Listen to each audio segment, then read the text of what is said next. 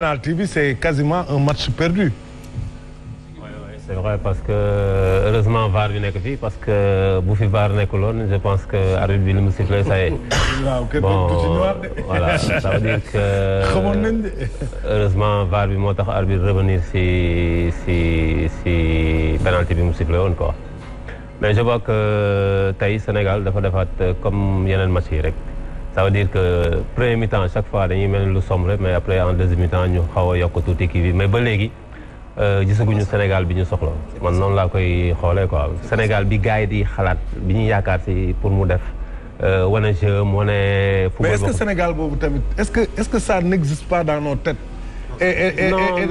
Non attends. Non je veux dire non xaaral rek parce que aussi il faut qu'on se pose les vraies questions. C'est vrai qu'on est premier en Afrique depuis 2 ans. On a rencontré quelle équipe? Ça aussi, c'est vrai qu'on est favori, super favori. Tout le monde nous plébiscite partout. Mais au bout du compte, au bout de 3 matchs, quand tu compares nos matchs au match de l'Algérie, qui n'a eu qu'un point, mais sur le plan du jeu, il n'y a pas photo aussi. Mais est-ce que aussi, nous, on ne demande pas trop à notre équipe? En tout cas, ce qu'il y a lieu de signaler, c'est que même lors des phases préliminaires, le Sénégal a eu le même comportement. Ah ouais? Ça, il faut se le dire. Le Sénégal, depuis qu'il est, par exemple, premier, ses prestations sont des prestations identiques. Sur le plan du jeu, on ne produit pas du jeu. On est dominé, on gagne. Mais aussi, l'histoire ne retient que les vainqueurs. Voilà pourquoi, dans le classement FIFA, on est devant. On est premier. Mais par rapport au jeu, moi je dis qu'on peut produire mieux par rapport aux joueurs que nous avons. Il va falloir maintenant essayer de trouver la meilleure formule, faire composer la meilleure équipe possible par rapport quand même aux entrées et sorties des uns et des autres, pour qu'au moins le jour des 8e de finale, qu'on puisse quand même sortir vainqueur. Mais présentement, ce qu'on voit, ce n'est pas quelque chose de rassurant. On est de bons Sénégalais. Mais dans les prestations, c'est pas ce qu'on attend de notre équipe. Il va falloir montrer notre visage. Mais est-ce que au bout de 3 matchs, même production, est-ce qu'aujourd'hui il est possible, cher, de peut-être montrer un autre visage? Est-ce que réellement c'est possible? Ce qu'on n'a pas pu faire sur 3 matchs, est-ce qu'on peut le réussir? Est-ce qu'on peut le décréter en 8e de finale? Ce qui peut se passer, c'est que les joueurs aient un déclic.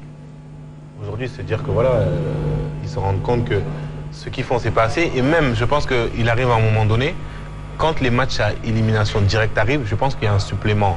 Après, c'est naturel, hein. C'est dommage de ne pas l'avoir, mais c'est naturel. Tu as un supplément d'âme qui te dit que voilà, aujourd'hui, on est obligé d'augmenter notre niveau pour pouvoir arriver à se qualifier, parce que là-bas, il n'y a plus droit à l'erreur.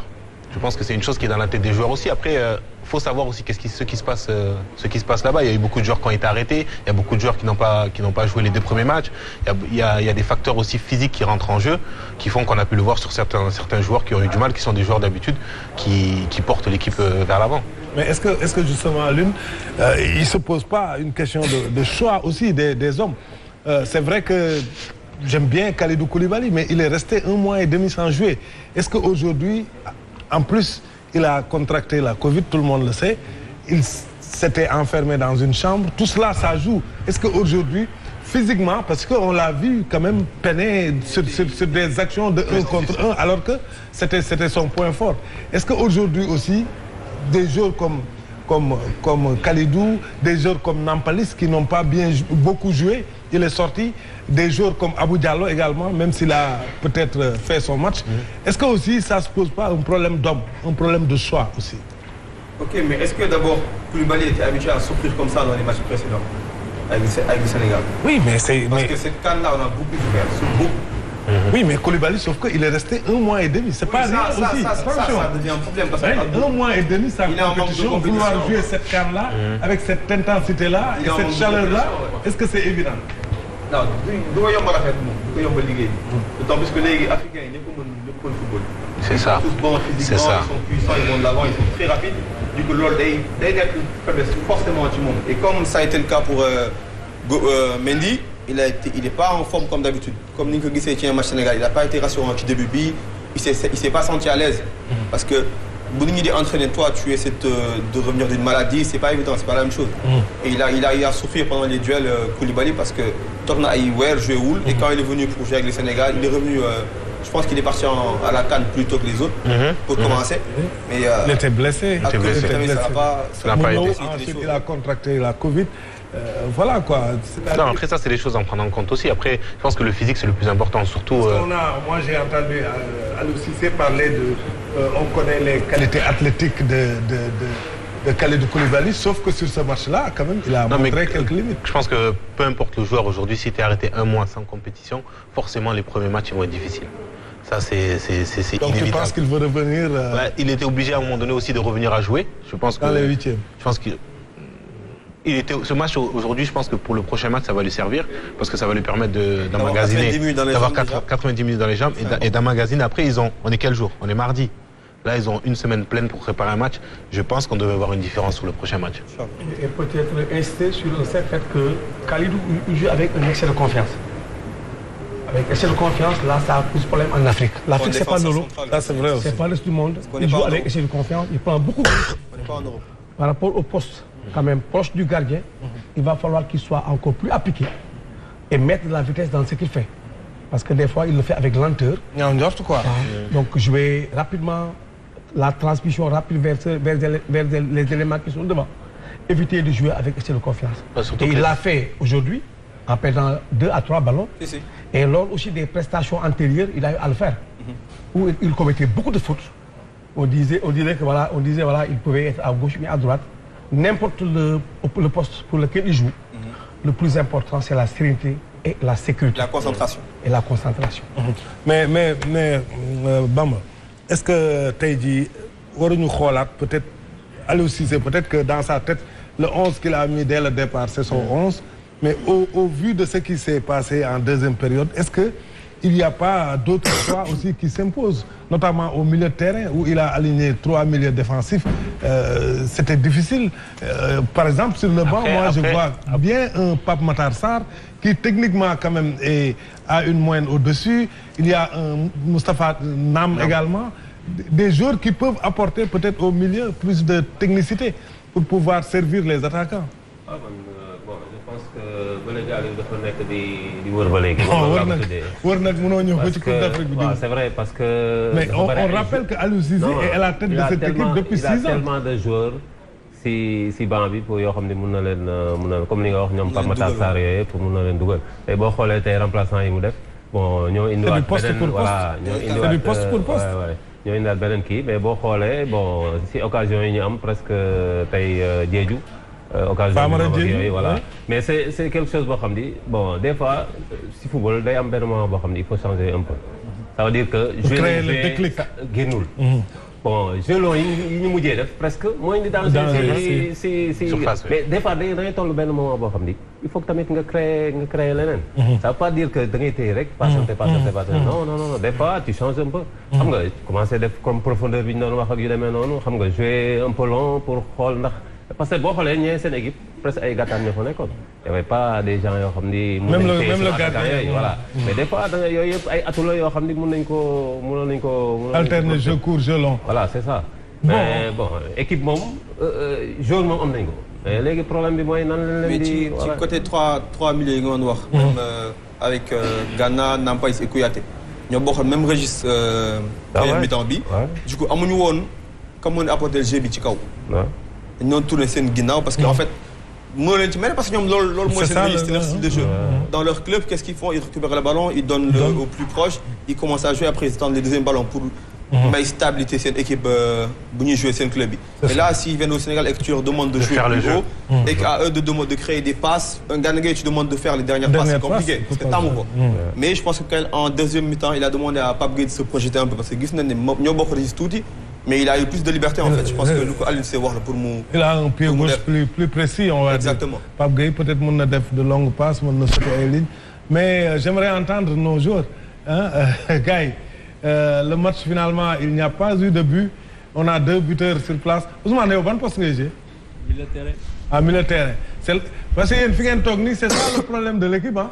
Le problème de l'équipe c'est le milieu attaque et bien c'est le manque de but aussi. Pour yow milieu bi lan moo fa doxul ak ban solution nga gis par rapport au banc bu mën a suppléer équipe bi. waaw xam nga comme ni nga ko waxee rek football moom milieu de terrain moo ko yor parce que dernière passe yëpp fa la war a jógee droit au but milieu terrain sa milieu terrain bu doxul rek daanaka attaquant yi kon pour ñu jot bal dëgg-dëgg problème la man li may insister à chaque fois mooy que ni Aliou Cissé moom mooy diriger équipe bi si biir match war na gis loo xamante ni jaaduwul mu changer système de jeu tey soxla woon nañ tey benn Pape Matar Sarr bu ñëw def dernière passe yi parce que numéro 10 la te numéro 10 moo war a def droit au but au passe yi pour ñu mën a percer si kaw li nga xam ne mooy suñu équipe adverse mais loolu noonu daf ñoo manqué tellement que ni mooy loolu noonu ku ñuy teel bal militaire la ñu amul actuellement.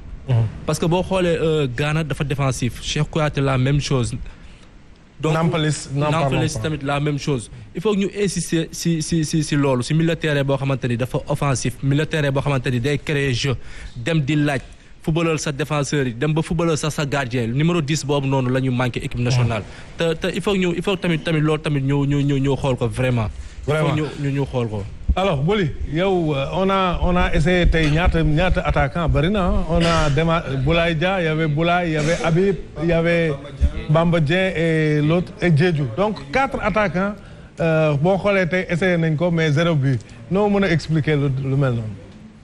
non effectivement boo xoolee deuxième période bi équipe bi jéemoon na bousculer comment dirais-je l'équipe adverse surtout bu entrée comment dirais-je Pape Gueye et l'entrée de Famara Diédhiou Bamba Dieng tamit gars yi jéemoon nañu chercher comment dirais-je les attaquants pour ñu jéem a libérer peuple bi mais il manquait toujours le dernier geste bi moo manqué woon donc là en conclusion je peux dire que on voit une équipe du Sénégal qui n'est pas dans ses assiettes depuis le début de la compétition franchement. mais Ibrahima manque d'efficacité bi ñu gis 3 matchs un seul but et c'est sur penalty malgré l'armada offensive bi ñu am je l'ai cité tantôt Boulaye Dia Sadio Mané Famara Diédhiou Bamba Dieng mais il y en a tellement mais on n'arrive pas à marquer dans le jeu. C'est dû à quoi? Man, ce que je pense, moi, j'ai des doutes sur la capacité du Sénégal à aller loin dans ce tournoi. Vraiment, parce que t'as eu le dans le sama xel quoi. Vraiment, dans le sama xel. Parce que on manque de combativité, on manque de rigueur, on manque de fluidité dans le jeu. Le jeu est haché, gars, ils sont trop hésitants, défensivement fébriles. Comme Lola bëgg souligner sur le Koulibaly. Koulibaly tay man xamé mo ko sax. Ba paré en plus penalty bi. Arbitre bi heureusement ba tiré ko Koulibaly ñi ngi monté comme si Sénégal moo mëne di monté déserté ak sam dem di bàyyi ak central bi jóge foofu dem di laaj ci côté bi mel ni comme si il jouait ailier droit.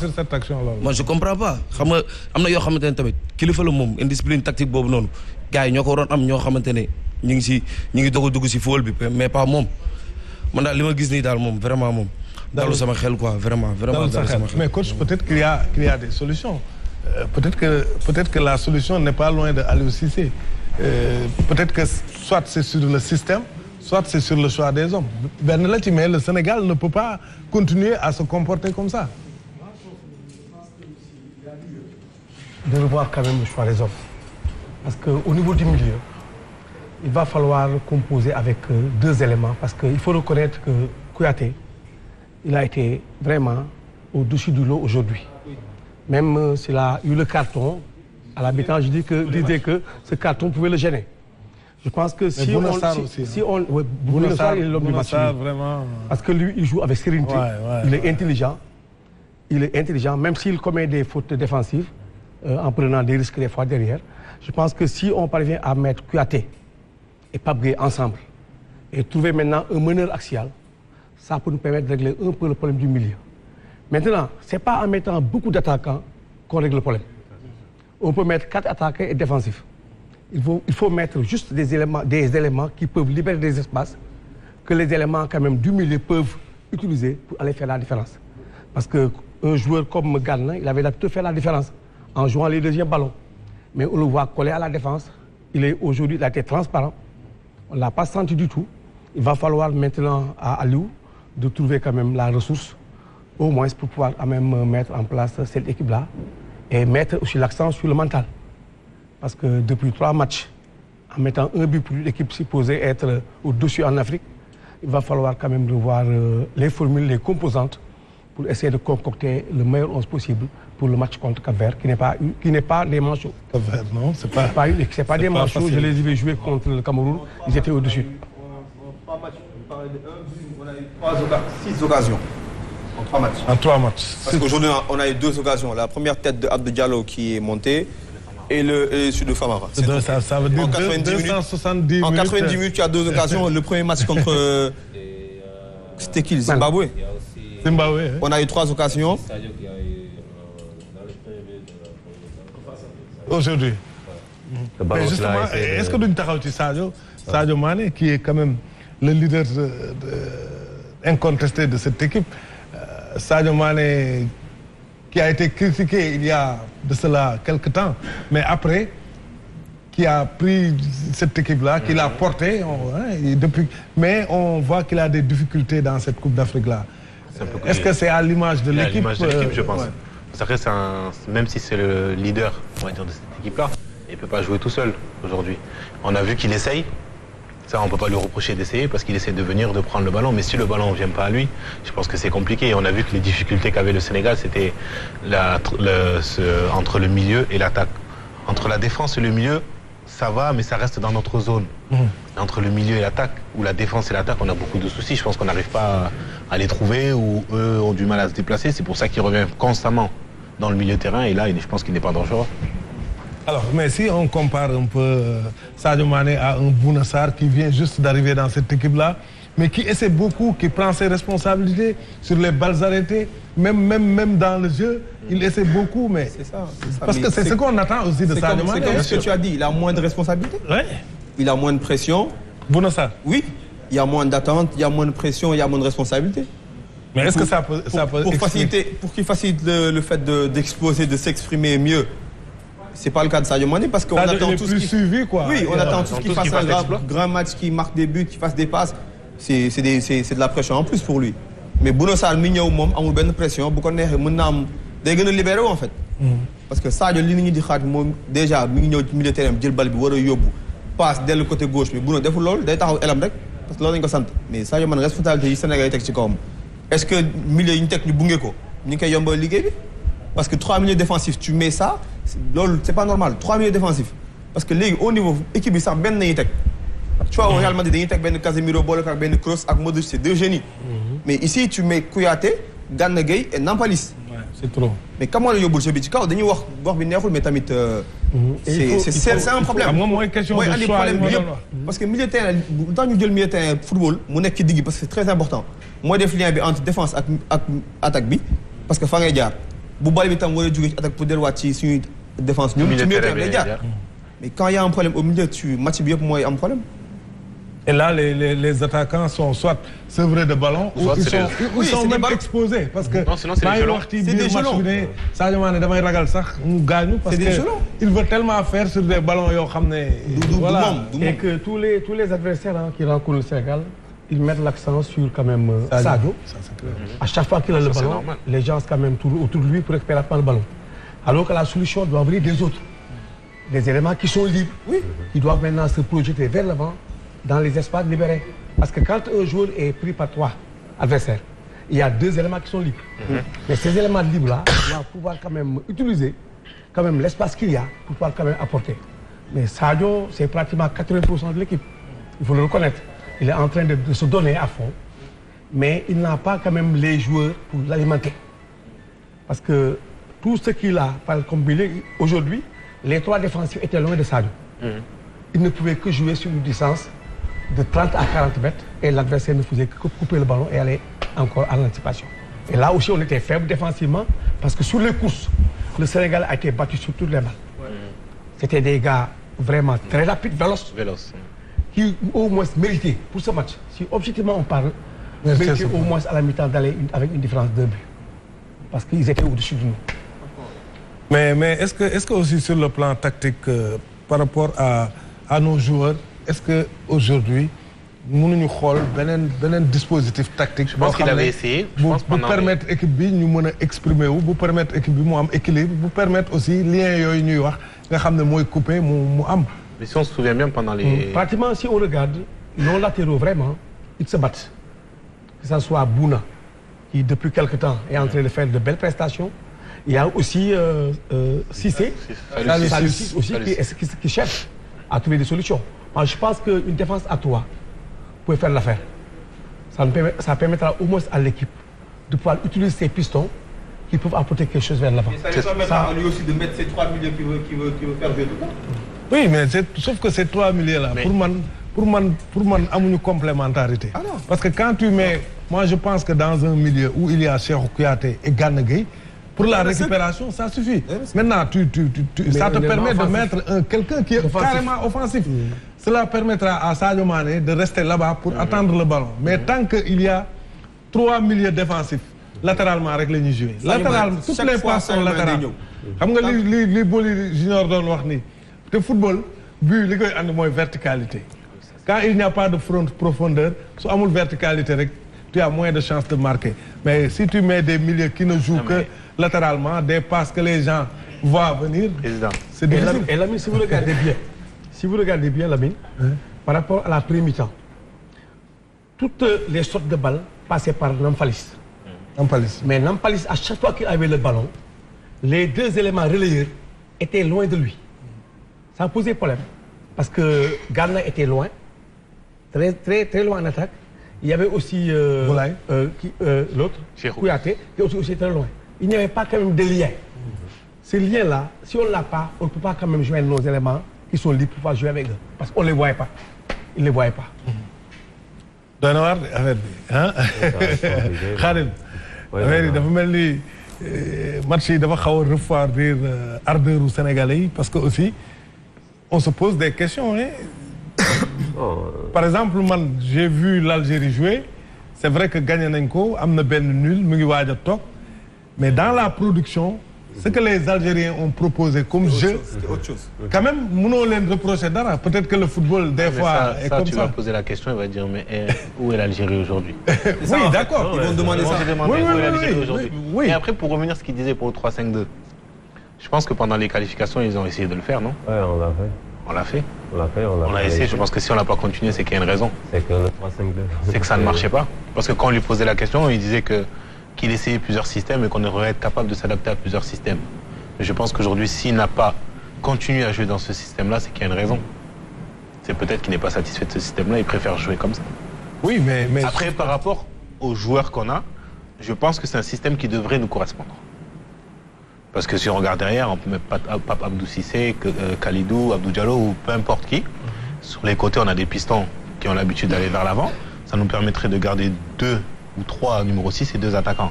Mais après, il faut juste savoir quel joueur on va mettre pour pouvoir animer ce système-là. Parce que ce sont les joueurs qui animent le système. Le coach peut mettre n'importe quel système. Si les joueurs ne l'animent pas, je pense que ça passe pas. Après, c'est vrai que jouer avec 3 milieux défensifs, ça pose un problème dans l'animation offensive du jeu. Parce que eux, certes, ce sont des récupérateurs, mais pour construire le jeu, on a besoin de joueurs qui peuvent faire la différence, que ce soit balle au pied ou par une passe.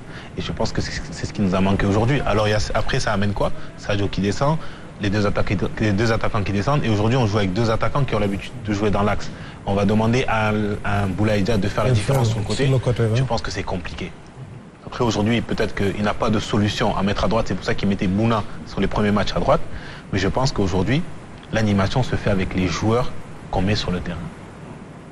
Oui, mais prendre l'option, par exemple, dans ce match-là, où c'est le 3e match de poule, tu croises le Malawi, dès le départ, tu alignes. C'est ça, c'est les options, moi, qui me posent problème. C'est-à-dire, on aurait pu mettre 2 milieux défensifs plus quelqu'un d'offensif. Je pense que le plus pour pouvoir, en première période, peut-être faire la différence et ensuite remettre les choses pour garder le résultat. Mais si, dès le départ, tu alignes 3 milieux défensifs, c'est comme si on était à la place du Malawi. C'est comme si nous, on était à la place du Malawi qui cherchait un nul pour se qualifier. À chaque coup d'envoi, il montre comment il va jouer. Parce que quand on est à 10 minutes d'un match et qu'il y a un fait classement au Sénégal avec 3 milieux défensifs, tu n'as pas peur. Ouais, tu n'as pas peur. Tu sais qui est pour dire que ça compte.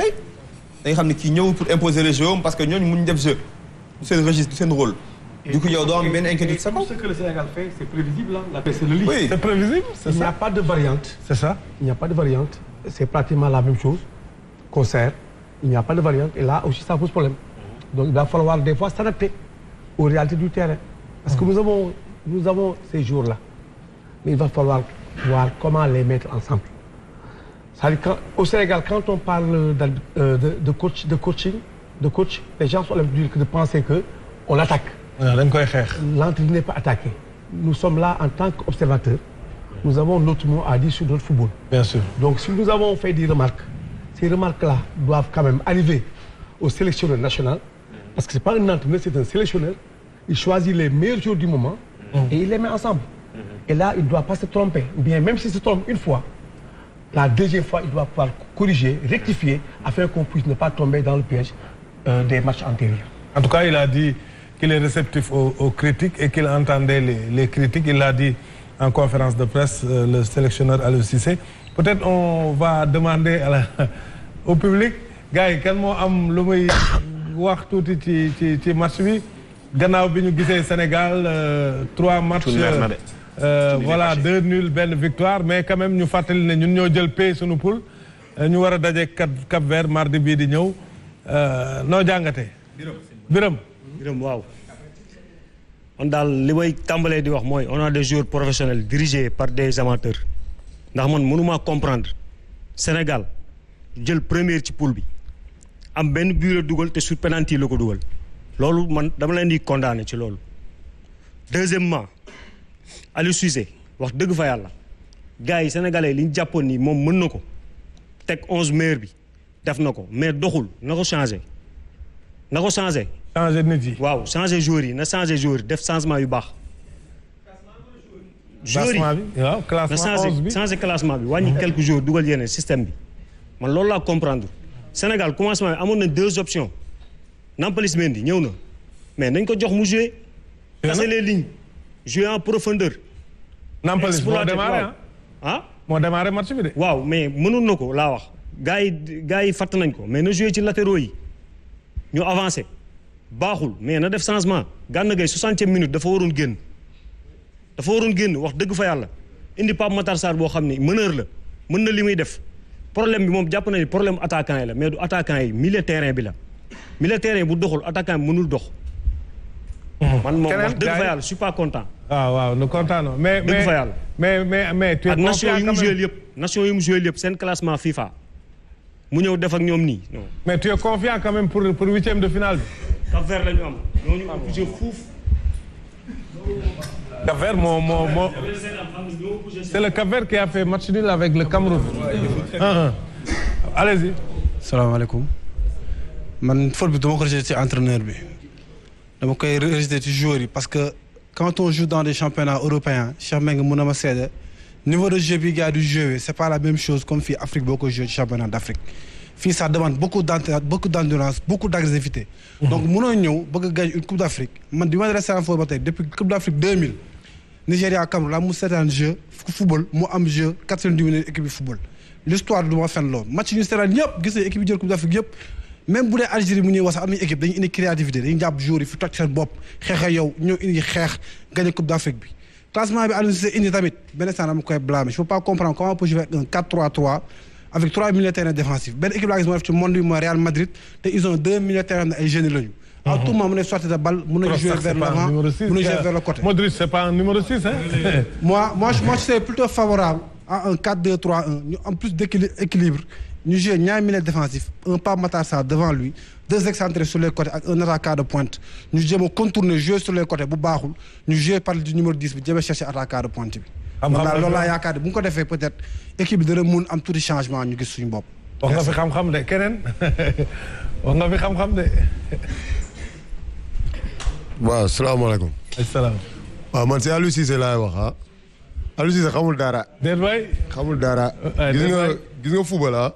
ñun ñëpp dañuy seetaan football quoi chaque dimanche dañuy seetaan championnat yi xam nga mënuñu teg 11 équipe bu toll ni Sénégal ak li fi am si ay nombre de licenciés ñu am joueurs yu mel ni Saliou Ciss centre en mouvement bu mu def premier mi-temps il était seul mënu ko def bal bi dafa génn si mètre loolu du yoon niveau joueurs yi dañ koy xool ba pare dañuy waxante dëgg quoi mënuñu ne Sénégal ñu yor ay millions de joueurs man waxuma professionnel kese mais nombre de licenciés c'est des millions donc am na yenn qualité yoo xam warul am si équipe nationale bi 3 militaires récupérateurs loolu dafa mun nekk 3